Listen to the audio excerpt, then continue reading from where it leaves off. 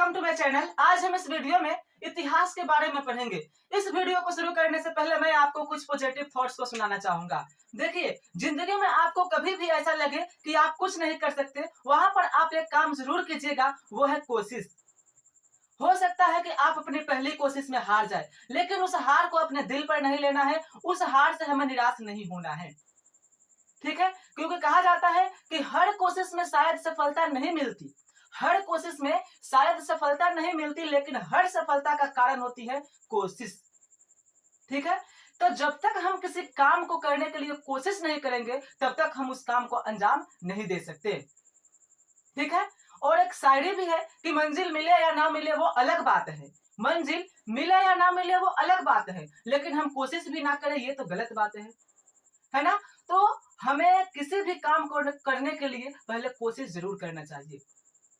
जिंदगी में कभी भी लगे कि हम ये काम नहीं कर सकते, तो वहां पर आप एक काम जरूर कीजिएगा, वो क्या है? कोशिश, ठीक है? देखिए, कोशिश करते समय हो सकता है हमें कई बार हार का सामना करना पड़े, लेकिन उस हार को हमें दिल पर नहीं लगाना है, ठीक है? उस हार को हमें सीढ़ी की तरह समझना है, क्योंकि जिंदगी में जितने भी बार हार को आदमी फेस करता है, वो हार इंसान को हमेशा मजबूत बनाते जाता है, ठीक है? तो हार को हमें क्या समझना है? एक सीढ़ी की तरह, वो हमें जीत के करीब ले जाती है, ठीक है? कभी कभी ये भी आपने सुना होगा कि लंबी छलांग लगाने के लिए कभी कभी 2-3 कदम को पीछे भी लेना पड़ता है। आपने शेर को देखा होगा कि जब वो लंबा छलांग लगाने वाला होता है तो अपना 2-3 कदम पीछे ले लेता है। उसी तरह से हमारी जिंदगी में हार आती है। जब हम कुछ बड़ा करने वाले होते हैं तो हमें क्या? हार का सामना करना पड़ता है। तो उस हार को आप समझिए कि हम 2-3 कदम पीछे जा रहे हैं और पीछे जाकर हम एक लंबा छलांग मारेंगे, ठीक है? तो हार से कभी घबराना नहीं है। उस हार से हमें सीख लेना है कि इसके कारण हमने हार को फेस किया, ठीक है? तो ये कुछ मोटिवेशन था, ठीक है, जिसके कारण आपको अंदर कुछ पॉजिटिव एनर्जी आई होगी। अब चलिए हम अपने टॉपिक पर चलते हैं, पानीपत के युद्ध पर चलते हैं।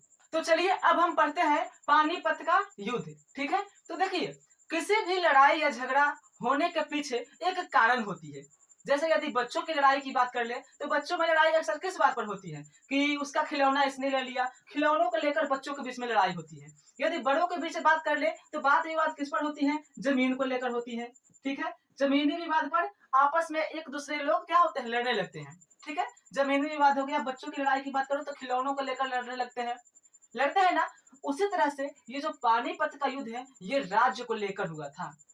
युद्ध जो होता है एक राज्य से दूसरे राज्य के बीच होता है, ठीक है? उसे लड़ाई नहीं कहेंगे, क्या कहेंगे? युद्ध कहेंगे, क्योंकि जो भयानक स्थिति में होता है, जिसका परिणाम बहुत बुरा होता है, उसको हम युद्ध ही कहते हैं, ठीक है? लड़ाई में क्या होता है? लड़ाई में थोड़ा सा चोट लग जाता है, वो लड़ाई हो गई, ठीक है? लेकिन युद्ध का परिणाम जो होता है बहुत भयंकर होता है, ठीक है? इतिहास को उठाकर देख लीजिए, जब भी युद्ध हुआ है उसका परिणाम क्या निकल कर आया है?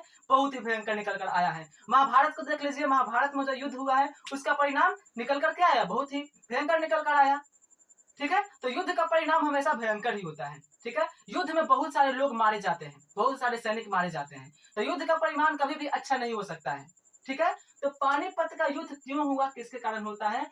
चलिए अब जानते हैं। तो जो पानीपत का युद्ध है ना, वह दिल्ली के कारण होता है। दिल्ली एक राज्य है, इसी को जीतने के लिए पानीपत का युद्ध होता है। अब किसके बीच होता है पानीपत का युद्ध? कौन कौन करता है, ठीक है? तो देखिए, ये जो पानीपत का पहला युद्ध है, वो बाबर और दिल्ली सल्तनत के सुल्तान इब्राहिम लोदी के बीच होता है।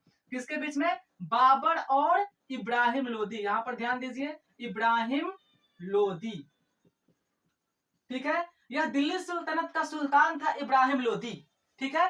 तो इब्राहिम लोदी और बाबर के बीच में पानीपत का युद्ध होता है, ठीक है? आखिर ये पानीपत का युद्ध बाबर और इब्राहिम लोदी के बीच हो कैसे गया? तो देखिए, मैं आपको एक दुनिया की सच्चाई बताता हूं। जेलस, हर इंसान किसी दूसरे इंसान से जल रहा है।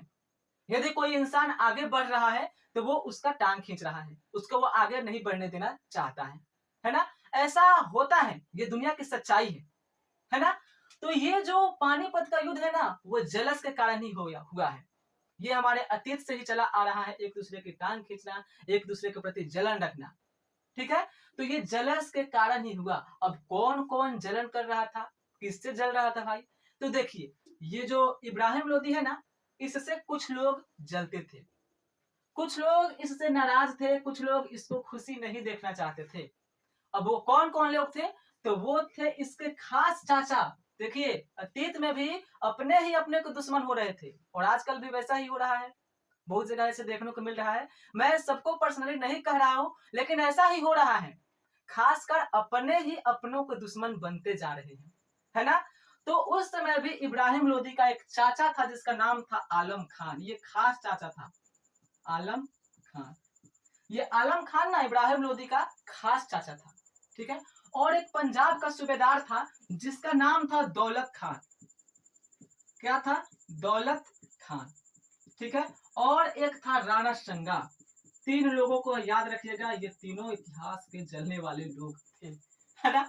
तो देखिए, ये इब्राहिम लोदी के कुछ ना चाहने वाले लोग थे, ठीक है। ये आलम खान इसका खास चाचा था, ये दौलत खान पंजाब का सूबेदार था और ये राणा संगा एक व्यक्ति था, ठीक है। तो देखिए, ये तीनों जलते थे इब्राहिम लोदी से। ये चाहते थे ना कि जो इब्राहिम लोदी दिल्ली पर शासन कर रहा है, इब्राहिम लोदी दिल्ली के शासन पर से हट जाए और हम लोग उस शासन पर राज करें। तो इसी को दिल्ली की गद्दी से हटाने के लिए बाबर को निमंत्रण भेजते हैं ये लोग, ठीक है। बाबर को क्या भेजते हैं? निमंत्रण।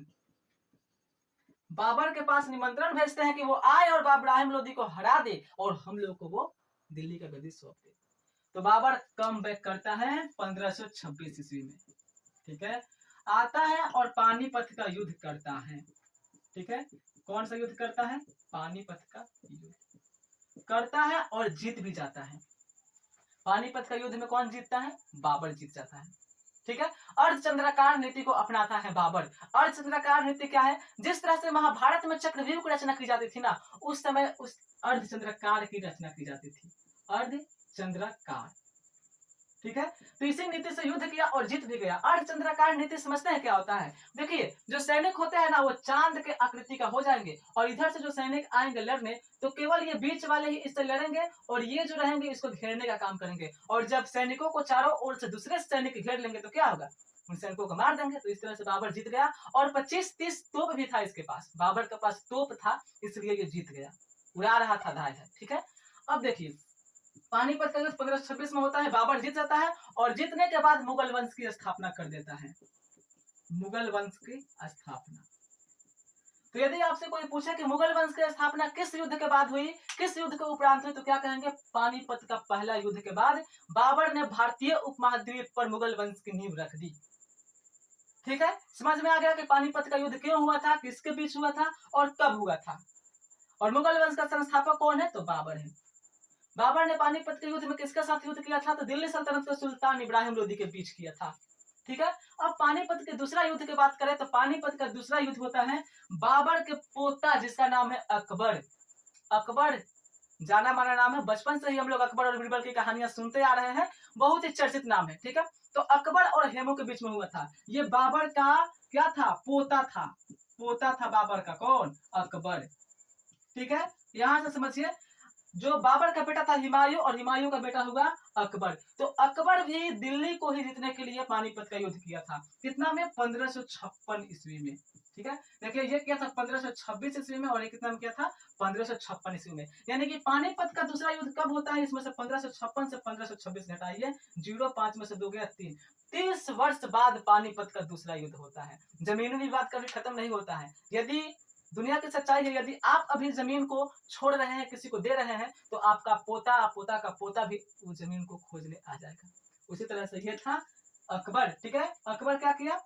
फिर दिल्ली को जीतने के लिए पानीपत का दूसरा युद्ध किया, ठीक है।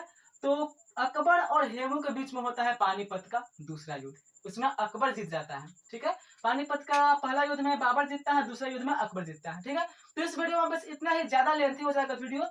अगर आपको इंटरेस्ट है तो पानीपत का दूसरा युद्ध क्यों हुआ, कैसे हो गया, यदि आप चाहते हैं जानना तो कमेंट बॉक्स में कमेंट करिएगा, ठीक है। और यदि वीडियो अच्छा लगा हो तो चैनल को सब्सक्राइब जरूर कीजिएगा। तो मिलते हैं नेक्स्ट वीडियो में। वीडियो को खत्म करने से पहले एक शायरी सुन लीजिए, ठीक है। देखिए, मंजिल को पाने के लिए बहुत ही मेहनत करना पड़ता है, संघर्ष करना पड़ता है, ठीक है। उसी के ऊपर एक शायरी है, विकल्प बहुत मिलेंगे राह भटकाने के लिए, विकल्प बहुत मिलेंगे राह भटकाने के लिए, लेकिन संकल्प एक ही काफी है मंजिल को पाने के लिए। जय हिंद, जय भारत।